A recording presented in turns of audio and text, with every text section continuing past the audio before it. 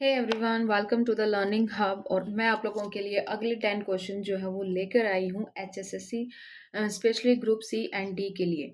Okay, क्योंकि ये वही पीवाईक्यू है जो ग्रुप डी के अंदर, ग्रुप सी के अंदर या कांस्टेबल के पेपर के अंदर पहले पूछे गए हैं।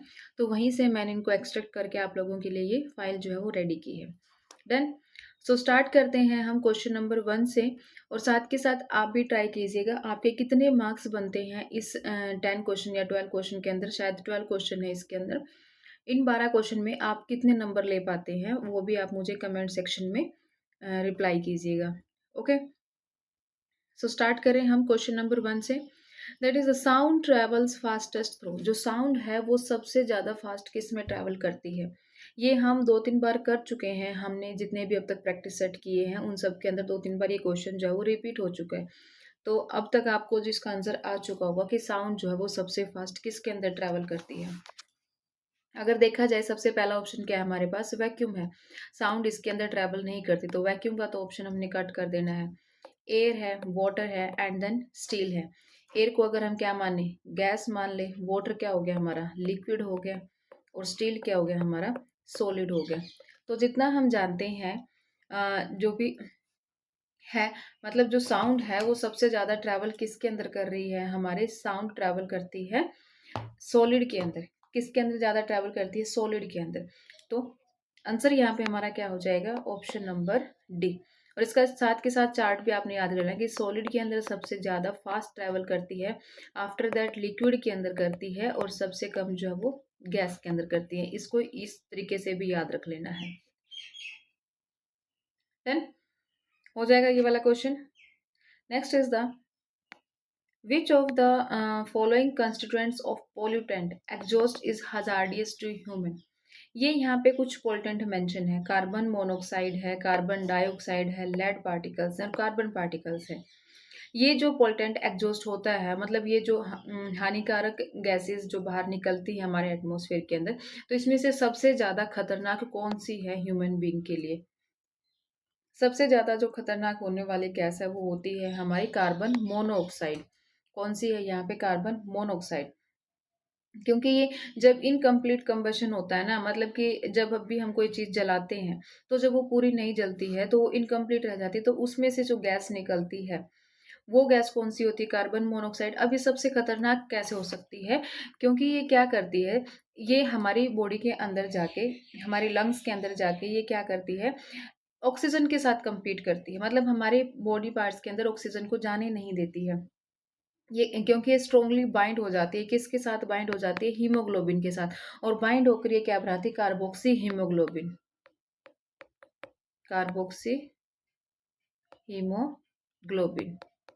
देन जिसकी वजह से जो ऑक्सीजन की कैरिंग कैपेसिटी है वो क्या हो जाती है, कम हो जाती है। ऑक्सीजन कैरिंग कैपेसिटी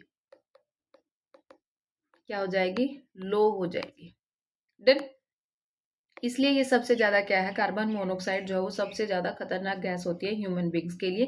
क्योंकि ये किसके साथ कंबाइन हो जाती है हमारे, जब हम इसको इनहेल कर लेते हैं एटमॉस्फेयर में होने की वजह से, तो ये जो हमारा हीमोग्लोबिन पिगमेंट ब्लड के अंदर प्रेजेंट होता है उसके साथ ज्यादा स्ट्रांगली बाइंड हो जाती है।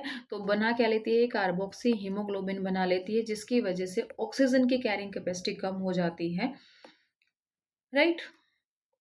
Third question, which of the following combination of chromosome is present in human mails? इसने मेल का पूछा है कि ह्यूमन मेल के अंदर यहाँ पे कौन सा, हमारे पास टोटल क्रोमोसोम कितना होता है, 23 पेयर होते हैं। कितने होते हैं, 23 पेयर होते हैं। 23 पेयर में से जो 22 होते हैं, जो 22 होते हैं वो क्या, उनको हम क्या कहते हैं, ऑटोजोम्स कहते हैं। क्या कहते हैं, ऑटोजोम्स। और जो एक रह गया वो हमारा क्या होता है, सेक्स पेयर होता है। डन। इसमें से एक मेल और फीमेल ऐसे होते हैं। ये मेल, अगर मेल है तो वो क्या होगा, एक्स वाई होगा, और फीमेल है तो वो क्या होगा, एक्स एक्स होगा। अब इसने पूछा है कि मेल का क्या होता है, मेल का एक्स एक्स किसका होता है, फीमेल का होता है। एक्स एक्स ये कोई नहीं होता है, X Y. Yes, correct answer हमारा यहाँ पे मिल जाता है option number C, that is the X Y. ये भी कोई नहीं होता है। डन। अगर टोटल नंबर भी पूछ लिया जाता है तो कितना होता है, 23 पेयर ऑफ क्रोमोसोम्स यहाँ पे प्रेजेंट होते हैं। चलते हैं क्वेश्चन नंबर 4 की तरफ। What is the main component of bones and teeth? Bone यानी हड्डियों और दांत का मेन कंपोनेंट क्या है? कैल्शियम कार्बोनेट है, कैल्शियम फॉस्फेट है, कैल्शियम सल्फेट है, या कैल्शियम नाइट्रेट है? हाँ जी, इसमें से क्या होने वाला है हमारे पास? Calcium phosphate. क्या रहने वाला है हमारा आंसर यहाँ पे? Calcium phosphate. कैल्शियम फॉस्फेट क्या प्रोवाइड करता है? हार्डनेस प्रोवाइड करता है और स्ट्रेंथ प्रोवाइड करता है। क्या प्रोवाइड करता है इसको? Hardness and strength.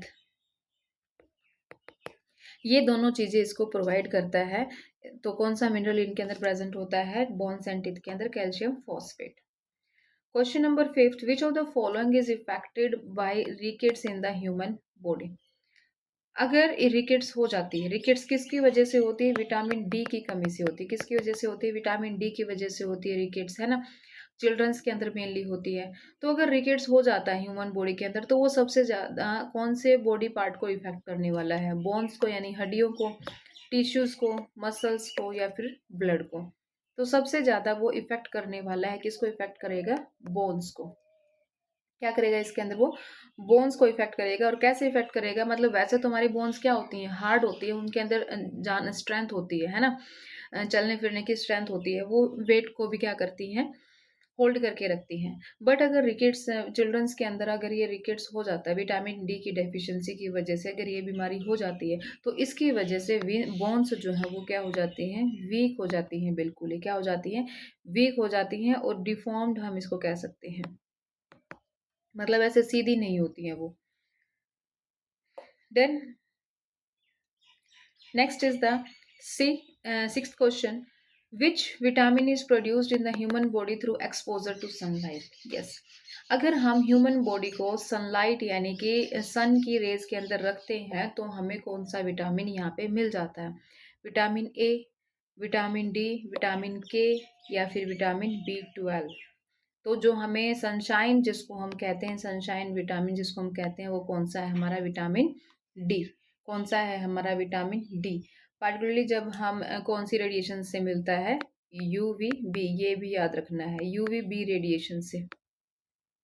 कौन सी रेडिएशन से मिलता है? यूवी बी रेडिएशन से मिलता है। और ये क्या करता है? जैसे मतलब डॉक्टर्स बोलते हैं कि बच्चे को पहले विटामिन डी दो, उसके बाद उसको थोड़ी देर धूप के अंदर रखो। ये नहीं है कि उसको दोपहर के अंदर धूप में रख दिया। सुबह की जो सनरेज होती है ना, लाइट जो सनरेज होती है ऑरेंज वाली, उस टाइम पे हमने बेबी को वहाँ पे रखना होता है धूप के अंदर थोड़ी देर। क्योंकि वो क्या करता है? ये यूवी बी रेज जो है वो विटामिन डी को अब्जॉर्ब करने के अंदर हेल्प करती है बॉडी के अंदर, वो ताकि अब्जॉर्ब हो जाए, उसको अब्जॉर्प्शन के अंदर हेल्प करती हैं। डन। क्योंकि विटामिन डी किसके लिए इंपॉर्टेंट होता है? कैल्शियम एंड हेल्दी बोन्स के लिए इंपॉर्टेंट होता है। अभी ऊपर वाले क्वेश्चन में हमने यही पढ़ा था कि अगर रिकेट्स हो जाता है, रिकेट्स किसकी कमी से होता है? विटामिन डी की कमी से होता है। तो डिजीज कौन सी हो रही है? बोन्स, मतलब बोन्स वीक हो जा रही है। तो विटामिन डी बहुत ज़्यादा इंपॉर्टेंट होता है ताकि बच्चे के अंदर कैल्शियम बना रहे और उसकी बोन्स जो है वो स्ट्रॉन्ग रहे। तो आंसर यहाँ पे क्या हो जाएगा? हमारा विटामिन डी।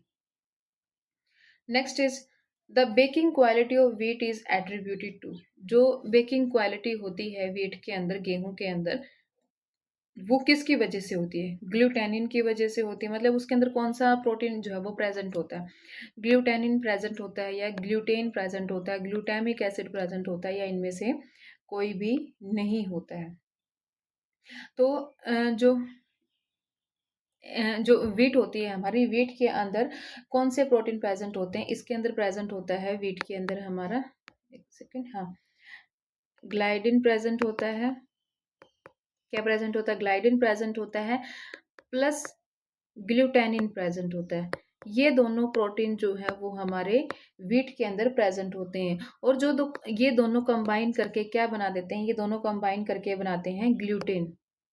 ये दोनों कंबाइन करके क्या बनाते हैं? ग्लूटेन बनाते हैं। जब ये दोनों, मतलब जब हम व्हीट फ्लोर को, व्हीट फ्लोर को यानी कि व्हीट के आटा को, जब हम गेहूं के आटे को वाटर के साथ मिक्स करते हैं, तो हमें कौन सा मिल जाता है? कंबाइन होके ग्लूटेन मिल जाता है। क्या मिल जाता है? ग्लूटेन मिल जाता है। और यही ग्लूटेन जो है वो इलास्टिसिटी प्रोवाइड करता है किसको? हमारे डो को। जो हमने आटा गूँथा है, जो आटा बनाया है, उसके अंदर इलास्टिसिटी होती है ताकि उसकी रोटी जो है वो अच्छे से बन सके। तो वैसे तो गेहूँ के अंदर कौन-कौन से प्रोटीन प्रेज़ेंट होते हैं? ग्लाइडिन प्रेज़ेंट होता है और ग्लूटेनिन प्रेज़ेंट होता है। बट जब हम गेहूँ के आटे को वाटर के साथ मिक्स करते हैं और डो बनाते हैं, तो हमें मिक्स होके क्या बन जा मिल जाता है? ग्लूटेन मिल जाता है, जो कि क्या प्रोवाइड करता है? इलास्टिसिटी प्रोवाइड करता है। क्या प्रोवाइड करता है? इलास्टिसिटी प्रोवाइड करता है हमारे आटे को। डन?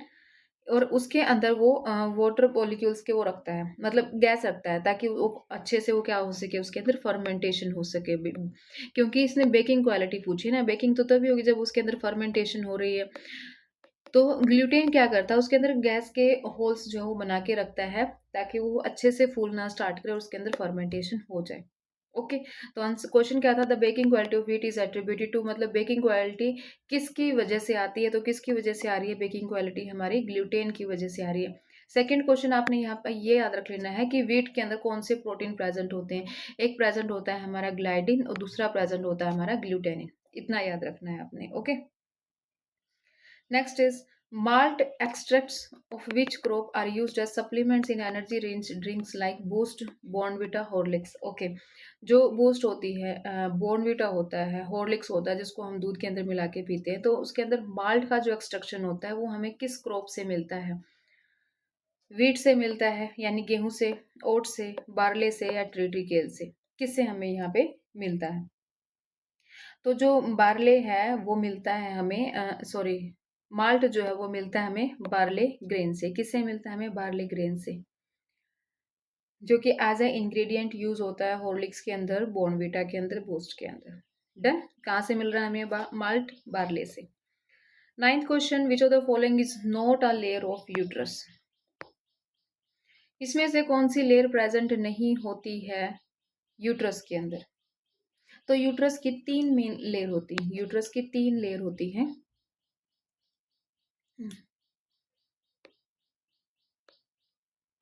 यूट्रस की जो है वो यहाँ पे थ्री लेयर प्रेजेंट होती हैं।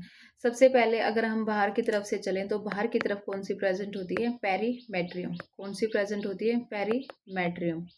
ये कौन सी हमारी आउटर है, मतलब बाहर वाली है। बीच में कौन सी होती है? मायोमेट्रियम। मिड में प्रेजेंट होती है। एंड थर्ड होती है हमारी एंडोमेट्रियम। ओके। Inner one. कौन सी होती है? ये इनर वाली होती है। सो एंडोमेट्रियम जो है वो थर्ड लेयर होती है, मायोमेट्रियम सेकंड लेयर होती है, पेरीमेट्रियम फर्स्ट लेयर होती है, एक्टोमेट्रियम कोई लेयर यहाँ पे प्रेजेंट नहीं होती है यूट्रस के अंदर। डन? इसने यही पूछा था कि यूट्रस के अंदर कौन सी लेयर जो है प्रेजेंट नहीं होती है। तो तीन प्रेजेंट होती है। पेरीमेट्रियम हमारी सबसे बाहर वाली होती है, मायोमेट्रियम मिड वाली होती है, एंडोमेट्रियम जो है वो इनर वाली होती है। एक्टोमेट्रियम यहाँ पे कोई लेयर प्रेजेंट नहीं होती है। Next is tenth question, which of the following electromagnetic radiation is the chief cause of skin burning, tanning and skin cancer? मतलब इसमें से कौन सी रेज हैं जिनकी वजह से स्किन बर्निंग होती है, मतलब स्किन जलने लग जाती है, टैनिंग हो जाती है, या फिर स्किन की कैंसर हो जाती है?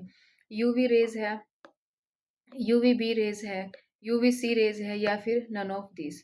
तो इसके अंदर जो सबसे ज्यादा है वो कौन सी है? हमारी यूवी बी रेज, जो मेनली सनबर्न करती है, टैनिंग करती है। क्या करती है? सनबर्न हो जाते हैं इससे, है ना, और टैनिंग हो जाती है। अब ये हमारे डीएनए को भी डैमेज कर देती है, डीएनए को भी डैमेज कर देती है अगर हम ज़्यादा एक्सपोजर इसका ले लेते हैं तो यहाँ पे जो हमारा आंसर रहेगा वो क्या होगा?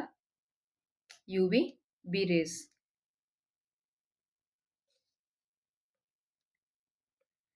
Next is the number of bacteria in a certain culture doubles every hour. मतलब कोई भी बैक्टीरिया है किसी कल्चर के अंदर, वो एक घंटे में क्या हो रहा है? 1 आवर में वो क्या हो जाता है? डबल हो जाता है। Okay. If there were 30 bacteria present in the culture, अगर 30 बैक्टीरिया प्रेजेंट है कल्चर के अंदर, how many bacteria will be present at the end of the fourth hour? तो इसने फोर्थ आवर में पूछा है। फोर्थ आवर में अगर यहाँ पे एक आवर में डबल हो रहा है, एक आवर में क्या हो रहा है? डबल हो रहा है, तो ये कितना हो गया? 3 आवर एंड 4 आवर। ये हमने ये वाला इसका जो है वो निकालना है। तो पहले ही घंटे में कितना हो गया? वो 60 हो गया। सेकंड में कितना हो जाएगा? अब 60 को मल्टीप्लाई कर दो 2 से, कितना हो गया ये 120 हो गया। नेक्स्ट तीसरे घंटे में कितना होगा 120 इंटू टू कर दो, कितना हो जाएगा 240 हो जाएगा। और फोर्थ आवर में कितना हो जाएगा फिर 240 इंटू टू कर दो, कितना हो जाएगा ये हमारा 480। तो आंसर यहाँ पे आ जाएगा हमारा 120 240 480। 120 कितने में था आफ्टर 2 आवर में था, है ना, ये था 3 आवर में, और 480 निकल गया हमारा फोर्थ आवर में। ओके, क्योंकि इसने बोला था कि जो बैक्टीरिया है वो हर एक घंटे के बाद जो है वो डबल हो रहे हैं हमारे। तो स्टार्टिंग में बैक्टीरिया कितना था 30 था, हर एक घंटे के बाद वो डबल हो रहा है, तो उसको मल्टीप्लाई कर देते हैं हम, है ना।